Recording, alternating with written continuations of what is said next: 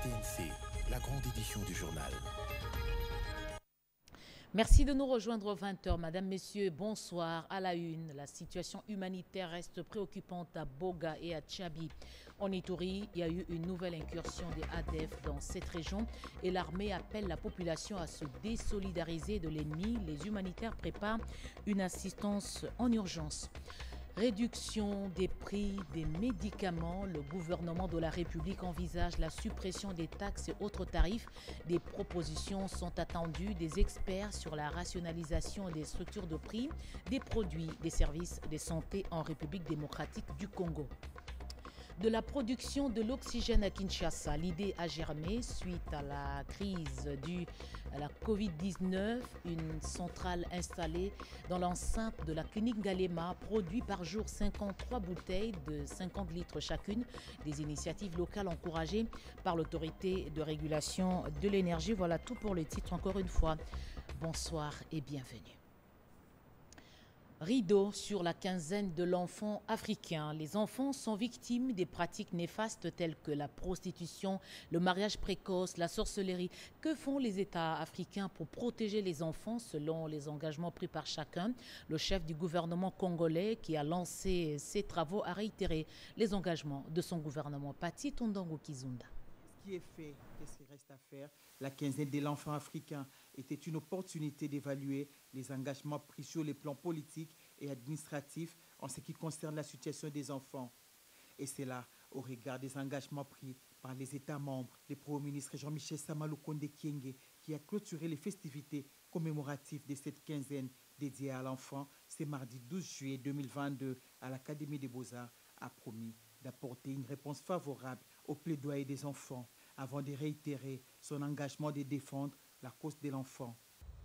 Au-delà de cette commémoration, il s'agit pour les États africains préoccupés par le bien-être de leurs enfants et partant du devenir du continent de marquer un temps de réflexion sur les conditions de vie des enfants en Afrique, de faire le point sur la situation des violations des droits de l'enfant et de renouveler leurs engagements à prendre des mesures appropriées afin d'assurer davantage le mieux-être à l'enfant.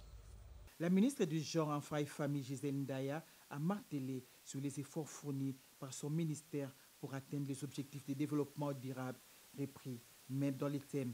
Aussi, je tiens toute ma reconnaissance à son Excellence M. Jean-Michel Sama Lukonde pour son sens managérial avec lequel il conduit la politique du gouvernement congolais par la mise en œuvre de la vision du président de la République et pour ses pertinentes orientations qui nous permettent de parvenir aux objectifs du ministère dont j'ai la charge.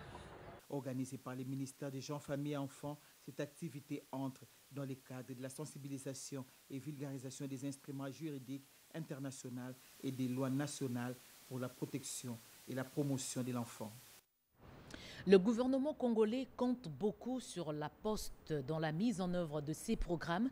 Le chef du gouvernement, Jean-Michel Sama Lukonde, l'a rappelé aujourd'hui à l'ouverture des travaux de la 40e session ordinaire du Conseil d'administration de l'Union panafricaine des postes. Les défis à relever par les pays africains vont alimenter les débats.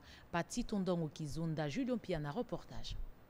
Cette 40e session a réuni les membres de l'Union panafricaine des postes. L'Union postale universelle travaille pour le renforcement de la connectivité des postes en Afrique. Durant 3 jours, les experts venus de partout vont réfléchir sur les défis que la Poste doit relever à l'heure du numérique. Venu pour la première fois en République démocratique du Congo, Masaiko Metoki, directeur général de l'Union postale universelle, a remercié le gouvernement congolais pour l'accueil et a encouragé les postiers africains à améliorer les services postaux et les infrastructures postales. Le Premier ministre Jean-Michel Sama Lukonde Kyenge, qui a ouvert ses assises, a au nom du chef de l'État Félix Antoine Tshisekedi Tshilombo, salué le travail abattu par les ministres des Postes, Télécommunications et Nouvelles Technologies de l'Information et de la Communication, Augustin Kibasa Maliba, et est revenu sur l'importance de la Poste et le rôle qu'elle est appelée à jouer dans la mise en œuvre des différents programmes du gouvernement. Lors de son mandat, à la tête de l'Union africaine en 2020, le président de la République a placé le développement de l'intégration africaine au centre de son plan d'action, avec comme pilier principal la fluidification des échanges entre les communautés. La tenue de cette session sur la terre congolaise est un accomplissement de cette vision. Et je suis fier d'avoir accompagné mon gouvernement, et en particulier Monsieur le ministre des Postes, Télécommunications, Nouvelles technologies de l'information et de la communication. Ouvert ce mardi 12 juillet 2022, les travaux de la 40e session ordinaire du conseil d'administration des l'UPAP vont se clôturer le 14 juillet 2022. Le drapeau de la RDC flotte désormais au siège de la communauté de l'Afrique de l'Est aux côtés d'autres nations africaines.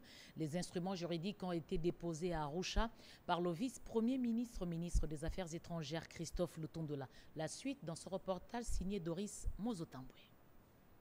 La République démocratique du Congo est juridiquement membre effectif de la Communauté d'Afrique de l'Est CAE le lundi 11 juillet 2022 à Arusha, en Tanzanie, par le vice-premier ministre, ministre des Affaires étrangères et de la coopération internationale Christophe Lutondola Palapena Pala de l'instrument de ratification du traité d'établissement de la Communauté d'Afrique de l'Est par la République démocratique du Congo.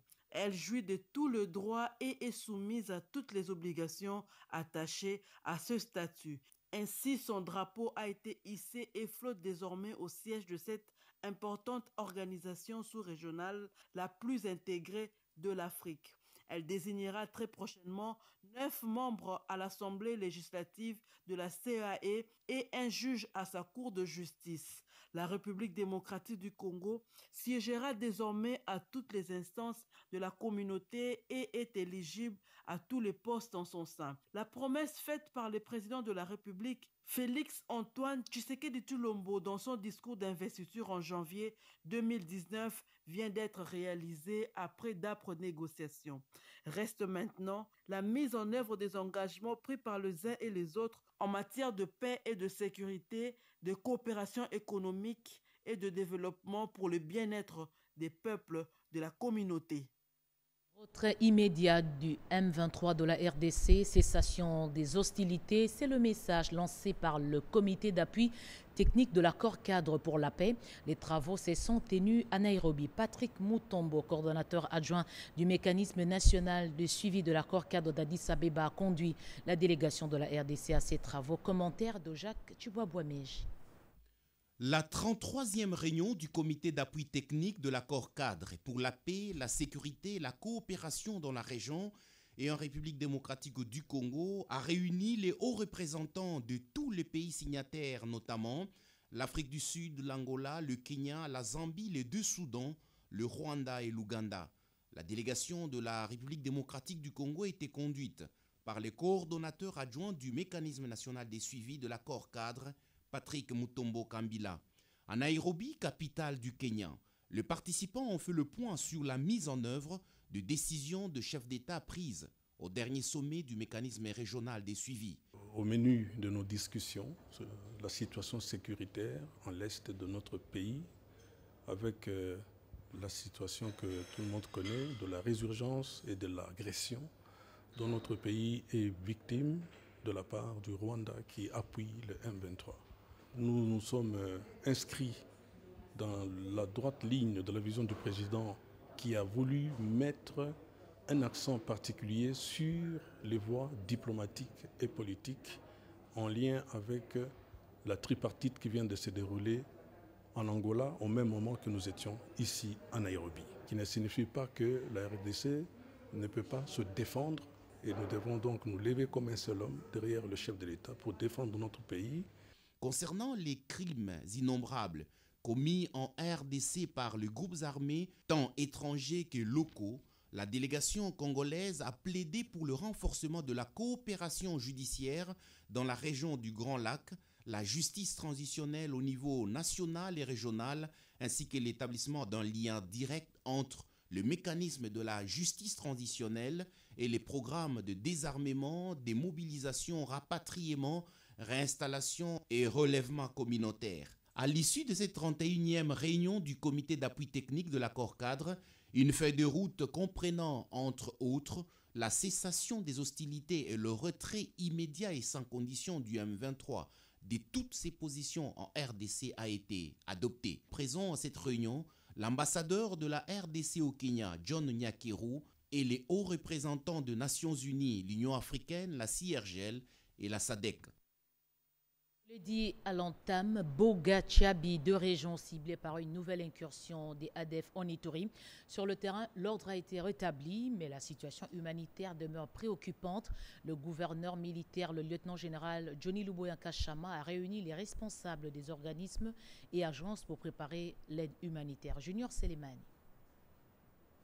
C'est sous contrôle de FRDC dans la localité de Boussio, en chefferie de Banyal et Tchabi, en territoire du Roumou. Ceci après l'incursion des hommes armés identifiés aux terroristes ADF.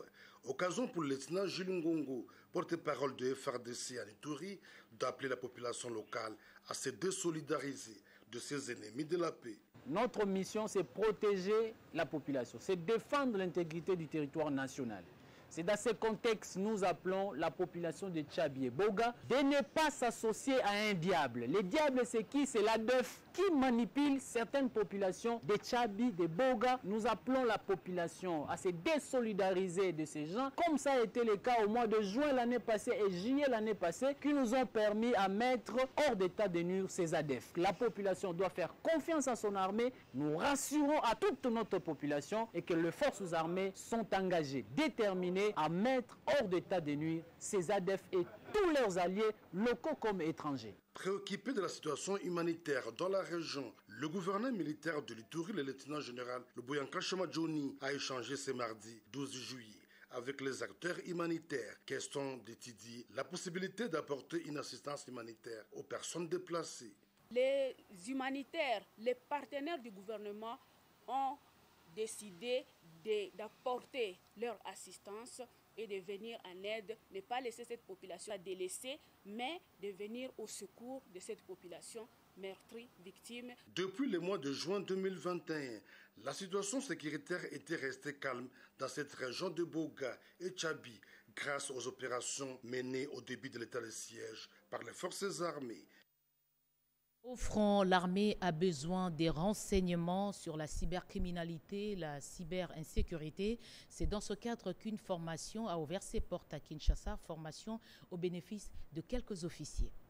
Ouverture d'un séminaire de sensibilisation à la cybercriminalité ainsi qu'à la cybersécurité en faveur des officiers de FARDC. C'est le ministre de la Défense nationale, Gilbert Kabanda Kourenga, qui a ouvert officiellement ces assises. Il a souligné que ce séminaire intervient à un moment où chacun doit comprendre et réaliser le rôle de la cybercriminalité dans les opérations et le maintien de la paix, raison pour laquelle il a invité les participants à donner le meilleur d'eux-mêmes pour qu'à l'issue de ces travaux, toutes les connaissances acquises soient appliquées dans les opérations menées dans l'est du pays. Nous devrons donc comprendre que ce séminaire vient à un moment où chacun de vous, chacun de nous tous, doit réaliser le rôle de la cybercriminalité dans les opérations à l'est du pays.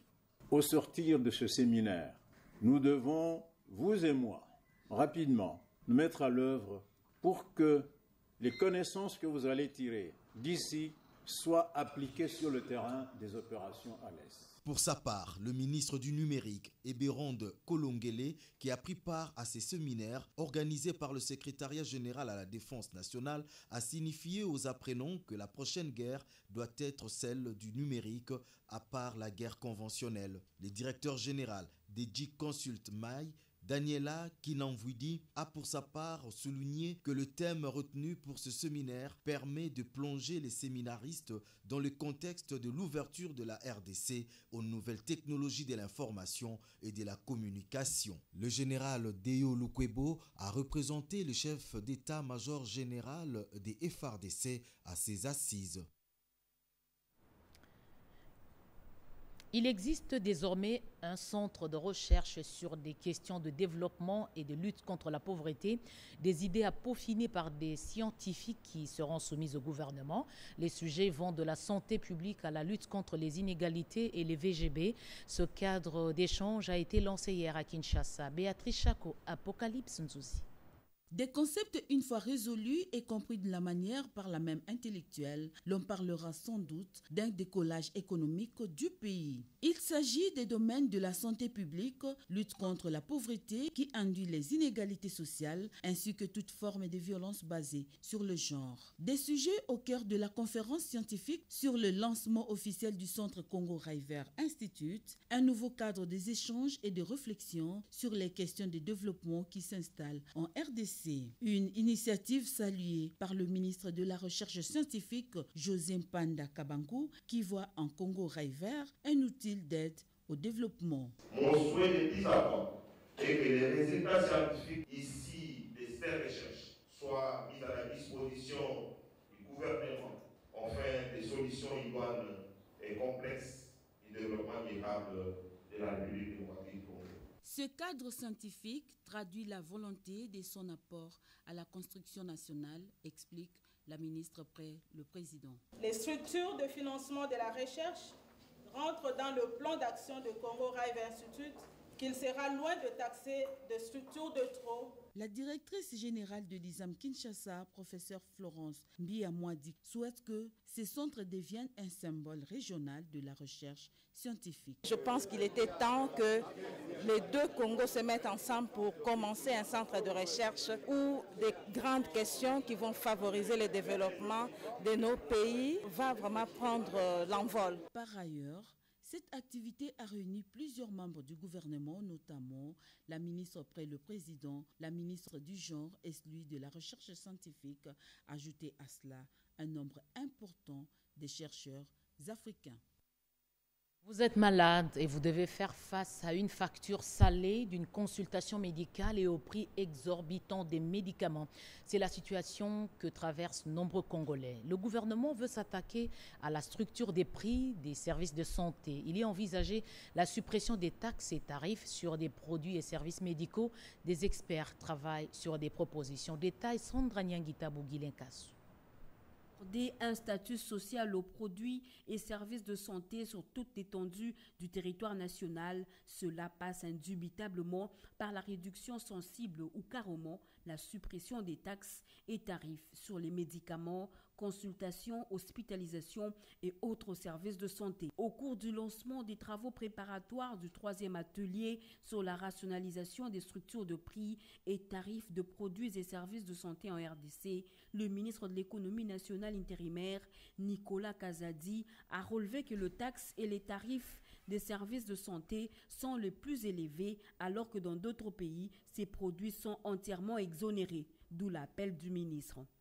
J'attends surtout des propositions d'action concrètes et précises.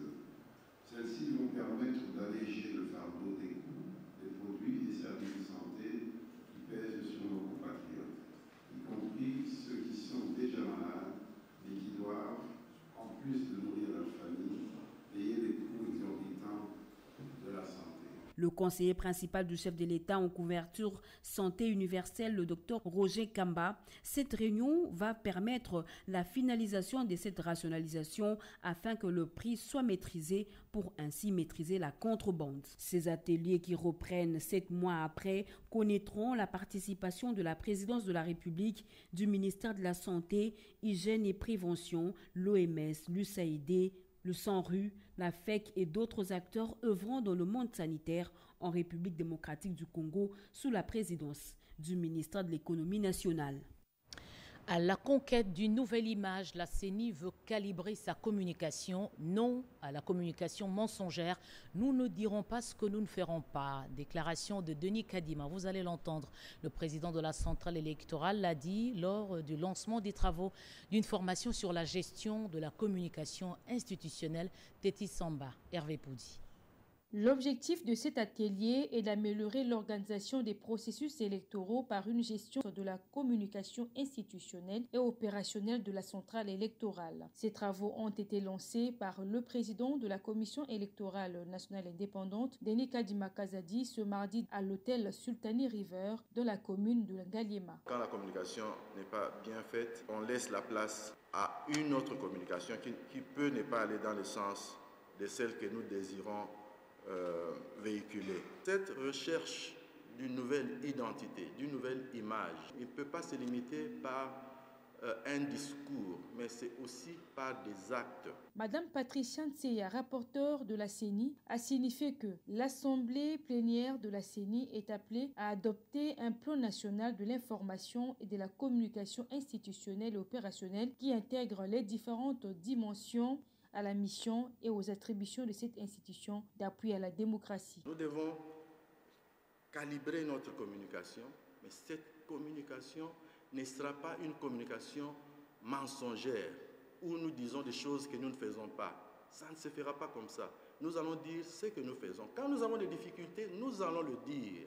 Mais nous n'irons pas dire aux gens que tout va bien quand rien ne va bien.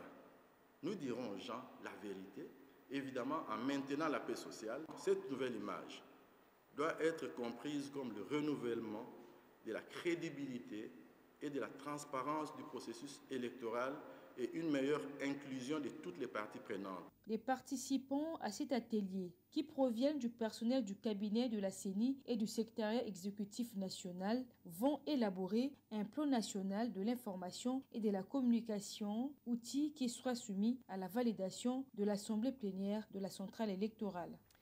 Le fonds d'entretien routier, bien coté par la Banque mondiale, cette structure a été auditée au mois de juin dernier sur la gestion, le financement. Bref, une cote qui fait gagner à la République démocratique du Congo un financement évalué à 1,5 milliard de dollars américains. On en parle justement dans cette édition d'information avec notre invité Jean-Paul Tété-Soudé. Bonsoir. Bonsoir, madame. Vous êtes le responsable des relations publiques et communication au sein du FONER.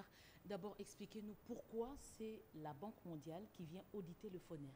Eh bien, comme on nous appelle Fonds national d'entretien routier, nous avons pour objet la mobilisation de fonds pour permettre au gouvernement de réaliser sa politique d'entretien routier sur le plan national, provincial et d'intérêt local, mais aussi l'entretien de toute la voirie de la République. Alors voilà, dans le cadre du projet PACT, projet d'appui à la connectivité et au transport, la Banque mondiale devrait financer pour 1,5 milliard de dollars la construction de certaines routes dans l'ouest et l'est de notre pays. Mais avant ce financement, elle voulait se rassurer.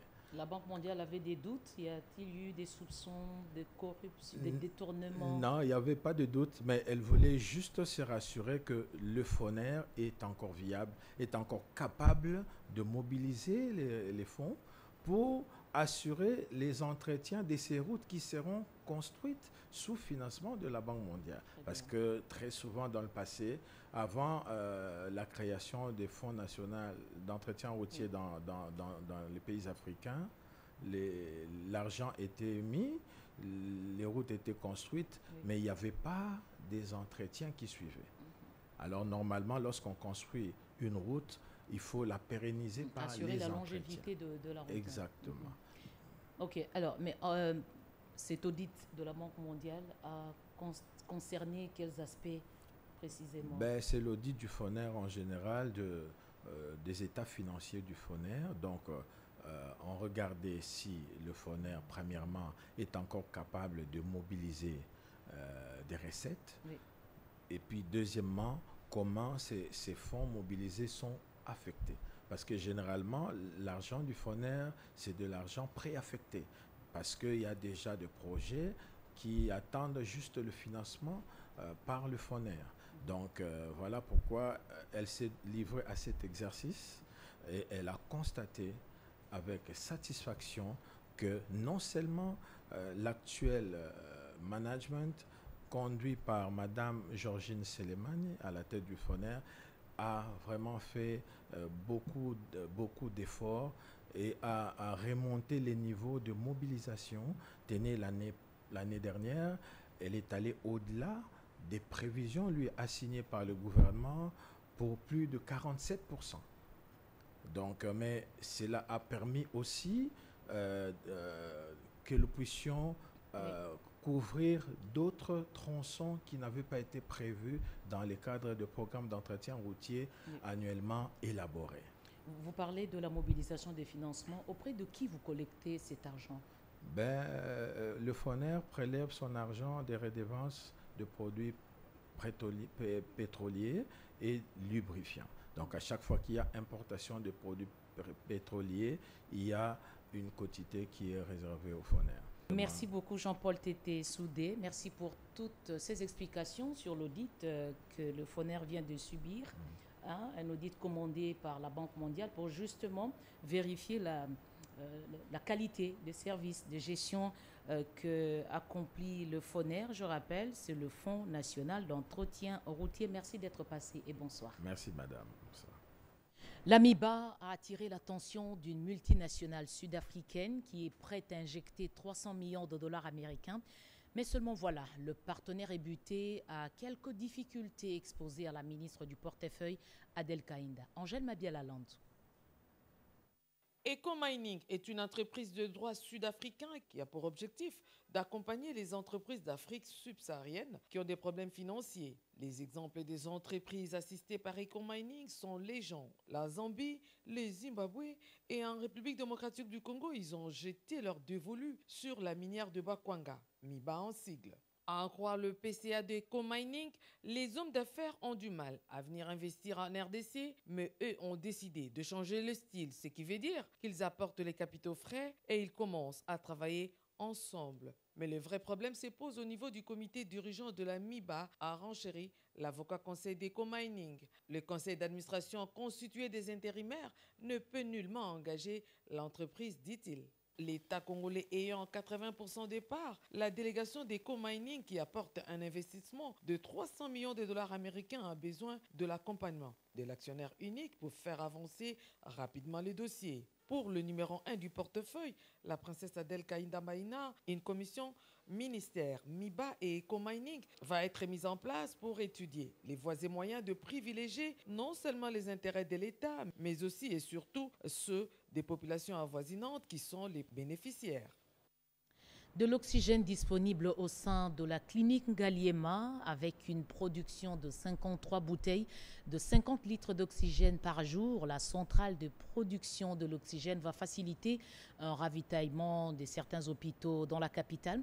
Sandrine Galula, directeur général de l'ARE, derrière l'idée, encourage l'expertise locale qui tient cette unité de production.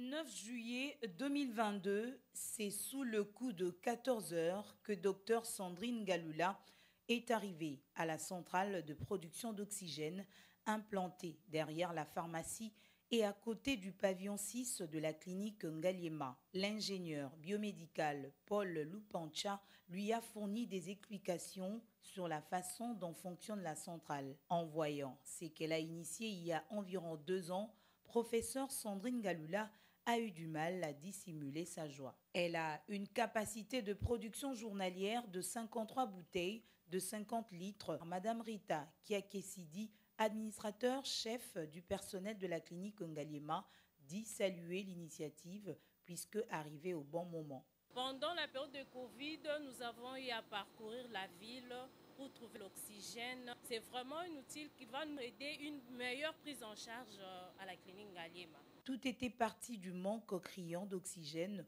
au moment où la pandémie à Covid-19 était en train de sévir impitoyablement.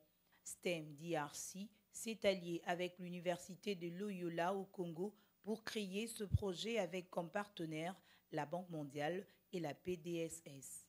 Pour sa concrétisation, non seulement que STEM DRC Initiative avait proposé la méthode dite PSA, permettant d'avoir de l'oxygène à haute concentration de pureté, elle a recommandé des formations à l'intention des techniciens pour la maintenance. Pour pouvoir promouvoir les solutions locales, Donc, du coup, il faut que nous puissions avoir nos propres solutions locales. C'est comme ça qu'on avait mis l'aspect formation.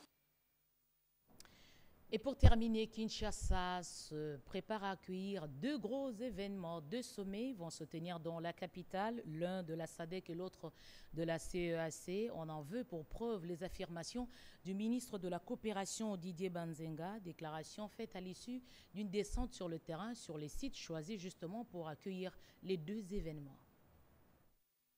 Kinshasa s'apprête à abriter 2 grands sommets dans un avenir très proche. Il s'agit du sommet de la CAC qui se tiendra le 25 juillet et du 42e sommet de la SADC prévu du 17 au 18 août prochain. Côté préparatif, tout va bon train et que les 2 événements vont bel et bien avoir lieu à Kinshasa.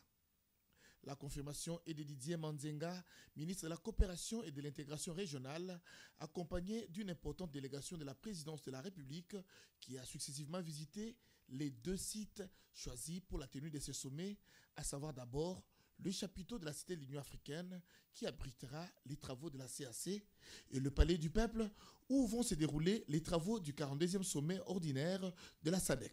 Nous allons organiser ici à Kinshasa, en République démocratique du Congo, le sommet des chefs d'État et de gouvernement de la SADC. À cette occasion-là, Son Excellence, Monsieur le Président de la République, chef de l'État, Félix Antoine Tshisekedi Tshilombo, va prendre la présidence de la SADC.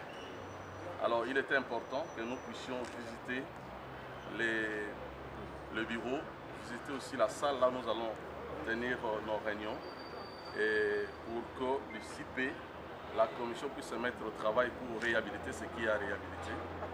Et enfin, qu'on soit prêt à recevoir ce sommet du chef d'État et du gouvernement de la SADC. C'est au cours du 42e sommet de la SADC que le président de la République, Félix Antoine Tshisekedi Tshilombo, sera investi comme président de cette organisation régionale. Il succédera ainsi au Malawite, le docteur Lazarus Karti Chakwera. Fin de ce journal, Madame, Messieurs. Merci de l'avoir suivi à travers le monde. Retrouvez l'actualité à 23h avec José Baïtouambo à la présentation. Je vous fixe un nouveau rendez-vous demain à 20h. Bonne soirée.